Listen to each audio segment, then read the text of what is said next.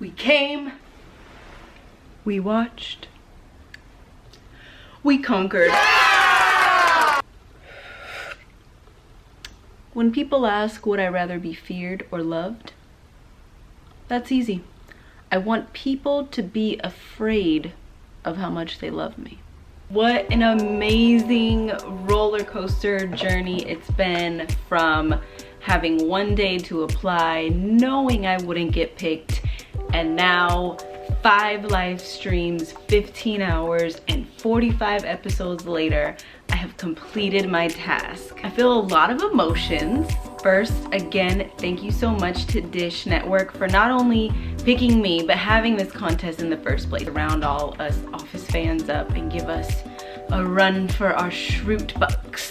Thank you guys for all of the amazing gifts. If you did not get to see my unboxing, make sure you check out my announcement video of actually winning. And even after that, I got this shirt, all of the iconic phrases and mugs and just figurines, everything that represents Dunder Mifflin and The Office. So thank you guys so much.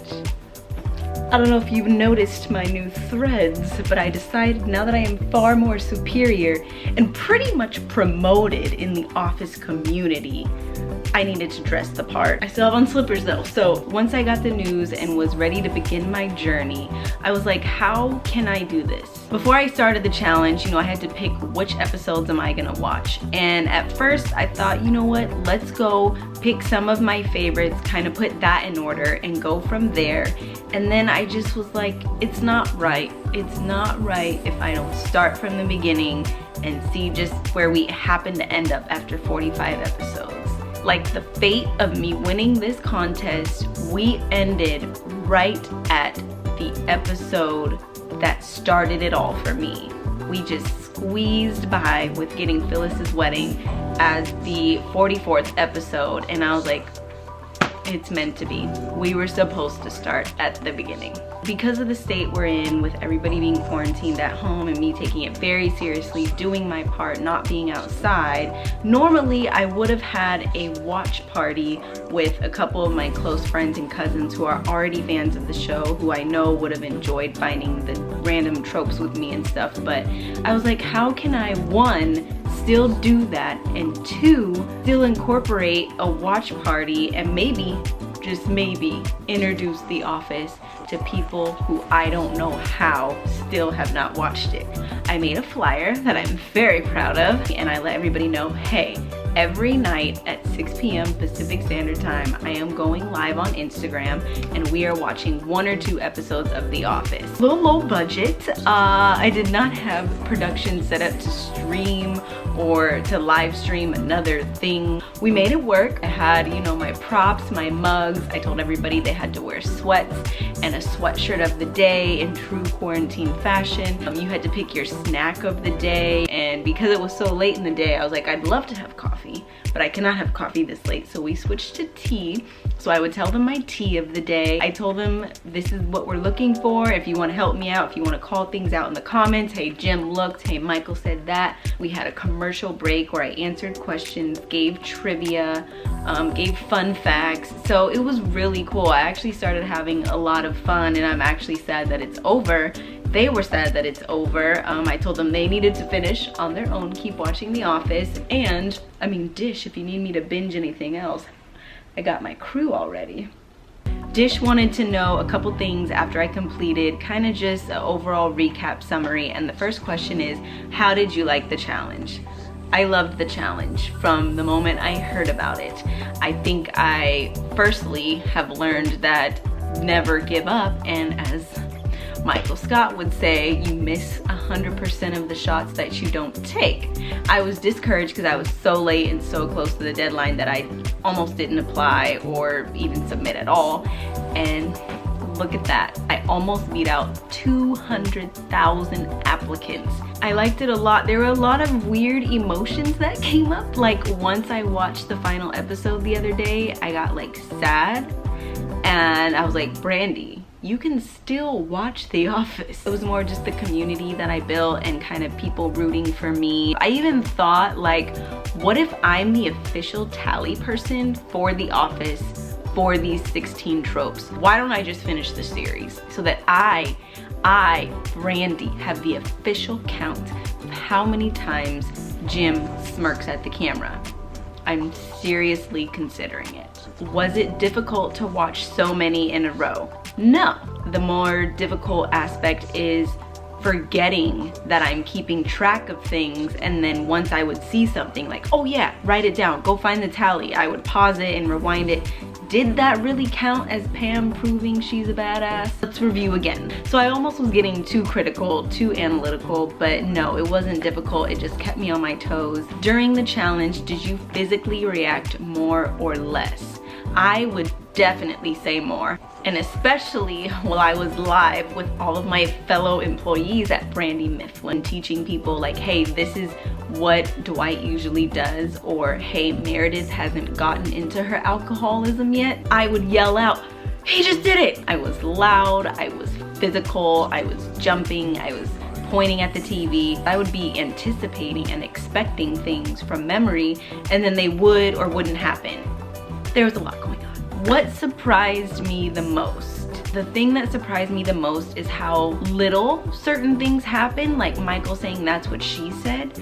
I expected it to be way more because it's such an iconic phrase. It didn't happen as much as I thought it would. I shouldn't have been surprised, but I was surprised that the #1 highest count trope was Jim smirking at the camera. Like, I knew he looked at the camera, but I didn't necessarily think it would beat out all of these other things. When counting all of the tropes, the episode that had the most things to keep track of was the merger, which I do feel like that makes sense because that's where we got the introduction of Andy in the office and just a conference and prison Mike, and there's just so many things going on that it makes sense. But also, depending on how you count it, the Benihana Christmas part 1 and 2, that also had a tied number of 19. But the episodes ran together, so technically that's 40 minutes versus like 23 minutes, so it's up to Michael. I caught 52 smirks of Jim to the camera. This was a little difficult because he looked at the camera a lot. I almost feel like this number would be doubled if it was like constant looks of worry or did you see that type of looks, but I really had to justify what was a smirk and what wasn't. And then sometimes the camera would catch him doing the smirk, but he wasn't looking into the camera. So that part was difficult. My least favorite episode was Hot Girl, and I tried to figure out why. I mean, we had a little bit of chuckles. We had a date competition going on with Michael and Dwight, and then it ended up being Jim anyways, but I think that's what bothered me the most is this is the first time we see Jim trying to flirt or interact with another girl, and even though Pam's with Roy, I still wasn't having it. I was like, go away. Go away, Amy Adams. Nobody asked you to be here. Also, who does that? Who travels? Like, was that a thing? I've never had that. In any office I've worked at, I've never had somebody come up and be like, hey, can I sell my purses here while you guys are working? My favorite episode was the Dundies. Such a good introduction to people's personalities coming out. It's the first time they shot off location. Pam getting drunk. I mean, just the awards, very iconic episode. We started off great. I printed this grid worksheet and I did it episode by episode, and the plan was to have tally marks.